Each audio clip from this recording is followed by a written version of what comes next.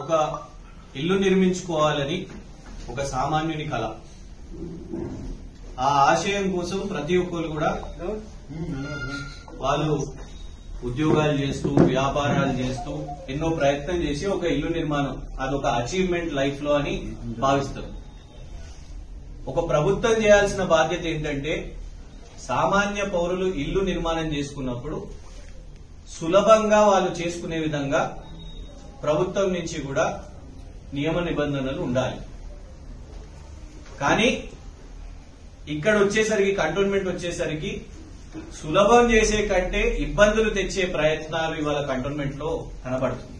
ముందు నుంచి కూడా ఉన్నాయి, ఇంకా ఇబ్బందులు చేసే విధంగా ఇవాళ చేస్తున్నారు అని అనిపిస్తుంది.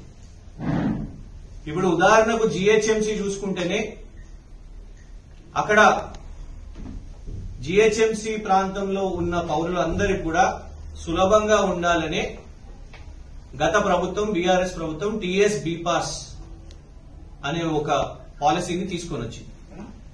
టీఎస్ బీపాస్ లో ఆన్లైన్ ద్వారా అప్లై చేసుకొని రకరకాల శాఖలు అనుమతులు, ఒకవేళ ఫైర్ వాళ్ళది కావాలి అని అంటే ఆ ఫైర్ వాళ్ళే ఆన్లైన్ ద్వారా ఆ అధికారులు చూసుకుంటారు. టౌన్ ప్లానింగ్ చూసుకునేది టౌన్ ప్లానింగ్ చూసుకుంటారు. హెచ్ఎండిఏ చూడాలంటే హెచ్ఎండిఏ చూసుకుంటారు. ఉదాహరణకు ఏదైనా చెరువు అవేమన్నా ఉంటే ఇరిగేషన్ వాళ్ళ అనుమతులు. అల్టిమేట్ గా 15 రోజుల లోపు ఏదన్నా ఫీడ్బ్యాక్ ఏదైనా రిమార్క్స్ ఇవ్వాలంటే 15 రోజుల లోపు ఇవ్వాలి. 15 రోజుల వరకు ఇవ్వకపోతే ఆటోమేటిక్ గా ఆ అప్లై చేసుకున్న దరఖాస్తుదారునికి అప్రూవల్ అయిపోతుంది. కానీ కంటోన్మెంట్ విషయానికి వస్తే అధికారులు కాదు, ఇంజనీర్లు కాదు, అప్రూవ్ చేసే వాళ్ళు ఎవరు అని అంటే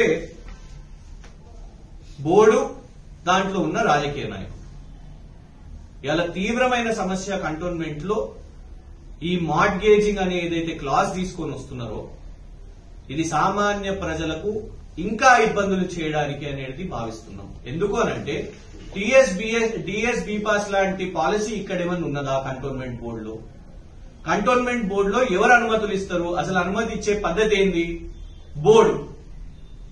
ఇది మెయిన్ గా చెప్పేది ఇందులోనే స్పష్టంగా బిల్డింగ్ పర్మిషన్స్ వచ్చిన తర్వాత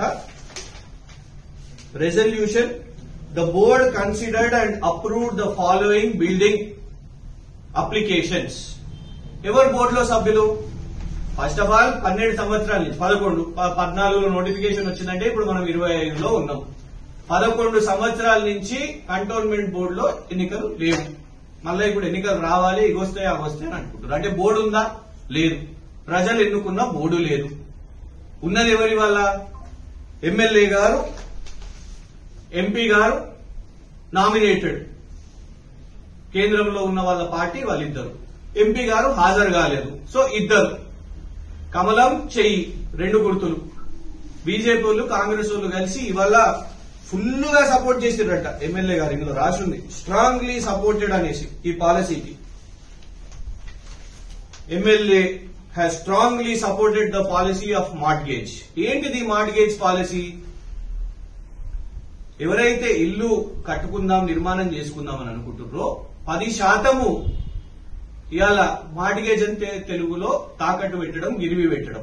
దాన్ని రిజిస్టర్ చేస్తూ కంటోన్మెంట్ బోర్డుకి రిజిస్టర్ చేయాలి. ఇది జిహెచ్ఎంసీలో కూడా ఉన్నది. కానీ జిహెచ్ఎంసీలో అప్రూవల్స్ ఇచ్చేది ఎవరు? అధికారులు. ఇక్కడ ఇచ్చేది ఎవరు? రాజకీయ నాయకులు.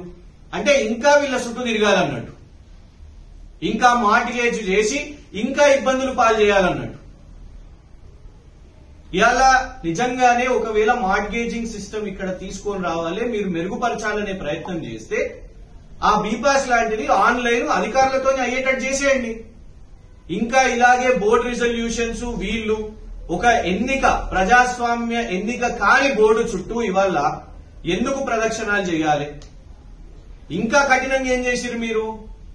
జిహెచ్ఎంసీలో 200 స్క్వేర్ మీటర్స్ అయితే ఇక్కడ మీరు పెట్టింది 111, అంటే 111, అంటే సుమారు 100, 111. అంటే ఇంకా అంటే నిర్మాణం చేసుకునే వాళ్లకు 200 గజాలు కూడా కాదు, 111 గజాలు చేసుకునే టోళ్లను కూడా మీరు ఓర్వలేకపోతున్నారా? అరే ఒకటే సంవత్సరంలో బెంజ్ కారు కొన్నోళ్ళు ఎవరో వాళ్ళ కార్యకర్తలు చెప్పిరట, అన్న నువ్వే బెంజ్ కార్లు తిరుగుతున్నావు, మేము తిరగొద్దా, మనకి ఇంకో బెంచ్ కావాలి కదా అంటే మరి ఎట్లా చేద్దాం, ఎట్లా సంపాదిద్దాం అంటే ఇగో ఈ బిల్డింగ్ల మీద సంపాదిద్దాం అన్నట్టు ఉన్నది. ఇంకో సంవత్సరంలో ఇంకో బెంచ్ సంపాదిద్దాం అన్నట్టే ఉన్నది. అసలు బోర్డే అప్రజాస్వామిక బోర్డు ఇది.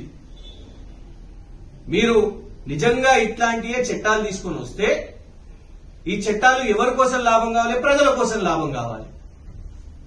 కానీ ప్రజలే ఓట్లు వేయకుండా ఇట్లనే బోర్డు సభ్యుడు అని మీరు పెట్టుకుంటూ ఇంత కీలకమైన చట్టాలు తీసుకొని వస్తున్నారు. సిఇఓ గారు అధికారులది ఏమున్నది? అధికారులు తాత్కాలికంగా ఉంటారు, రేపో మాపో తర్వాత వేరే దగ్గరికి వెళ్ళిపోతారు. కానీ ఈ చట్టాలు పర్మనెంట్ గా ఉంటాయి కదా.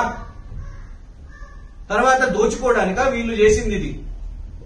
ఇప్పుడు మీరు ఈ మార్టిగేజింగ్ తీసుకొని వచ్చిన తర్వాత ప్రజలను సబ్ రిజిస్ట్రార్ ఆఫీసులకు తిప్పి, కంటోన్మెంట్ ప్రజలు ఇవాళ సబ్ రిజిస్ట్రార్ ఆఫీసులు చుట్టూ తిరగాలి, దాన్ని రిజిస్ట్రేషన్లు చేపియాలి, మళ్ళా తర్వాత రాజకీయ నాయకులు చుట్టూ తిరగాలి. ఈ ఇద్దరు, ఈ Congress party MLA, BJP party చెందిన నామినేటెడ్ బోర్డు మెంబర్, వారికి కనీసం ఇది ఏం తీసుకుని వచ్చిందో అనే అవగాహన అర్థమైందా? వాళ్ళకి తెలుస్తుందా? మాకు తెలియదు. వాళ్ళు కనీసం ఇంత తీవ్రంగా ప్రజలకు ఇబ్బంది అవుతుంది, ఇది ఇంకా అడిషనల్ బర్డెన్ అవుతుంది అని తెలియకుండా ఇవాళ కేవలం వాళ్ళ చుట్టూ వాళ్ళు పర్మిషన్స్ ఇచ్చుకునే అధికారం ఎక్కడైనా, సింపుల్ ఒకటే చెప్తున్నామండి, జిహెచ్ఎంసీ తరహాలో మీరు ఇక్కడ మార్టిగేజింగ్ తెచ్చిర్రు అని మీరు చెప్పుకుంటున్నారంటే అధికారుల రూపంలోనైనా లేకుంటే ఆన్లైన్ రూపంలోనైనా చేయండి. రాజకీయ ప్రమేయం లేకుండా సామాన్య ప్రజలు ఇల్లు నిర్మాణం చేసుకునేటట్టు చేయండి. కానీ రాజకీయ ప్రమేయం ఉంటే ఖచ్చితంగా అవినీతిమయం అనే ఆరోపణ వస్తుంది. ఇది జేబులు నింపుకోవడానికి తెచ్చిన కొత్త చట్టం అంటారా, దీన్ని వీళ్ళు ఏమంటారా, ఏం తీర్మానం చేసిరో గాని ఇవాళ కొత్త ఆలోచన, కొత్త పథకం తెచ్చింది కేవలం వీళ్ళ జేబులు నింపుకోవడానికే, ప్రజలను ఇబ్బందులు పాలు చేయడానికే.